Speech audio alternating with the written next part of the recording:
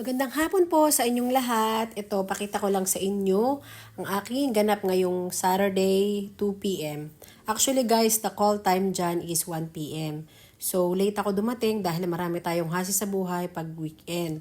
So, after ko nga dyang mag-attendance ay ibinigay na dyan sa amin yung mga list ng mga candidates. Yan. Kasi ngayon ay magre-re-elect para sa mga BOD at saka sa audit. So, after ko mag-attendance dyan at after ibigay nga pala yung mga iboboto namin is ibinigay na rin sa amin yung grocery package. O, diba? Yan nga pala guys yung giveaway nila para sa isang member na kagaya ko.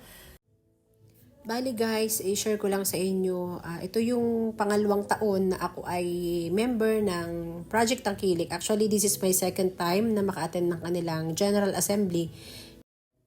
At tingnan nyo naman guys, kadami ng member ng Project Tangkilik. Tapos ito yung mga kandidato guys. Tapos ito po ay isa sa kandidato. Pakinggan nyo. Si Arlene A. Kaagbay from General Lacar, Quezon. Marami po ang nakakilala sa akin. Ngayon na po ako. Ngayon na po ako magsabi sa inyo na medyo na po ako. Matagal na po nila ako hindi kaya. Ito ako'y bago pa na.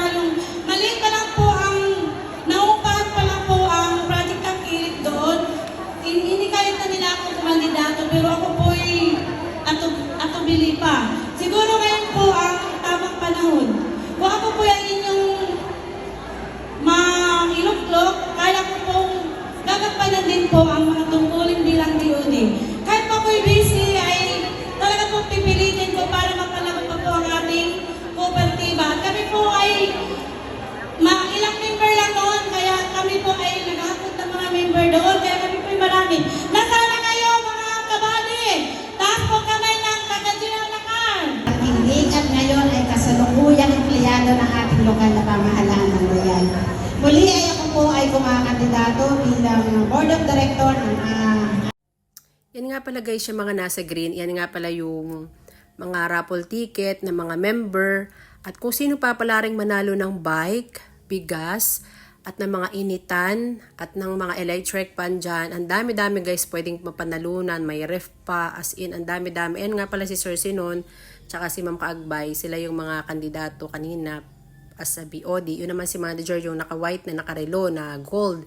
Tapos guys, pasilip ko lang sa inyo, tingnan nyo naman, super dami guys ng miyembro ng Project Tangkilik Cooperative dyan sa Real Quezon.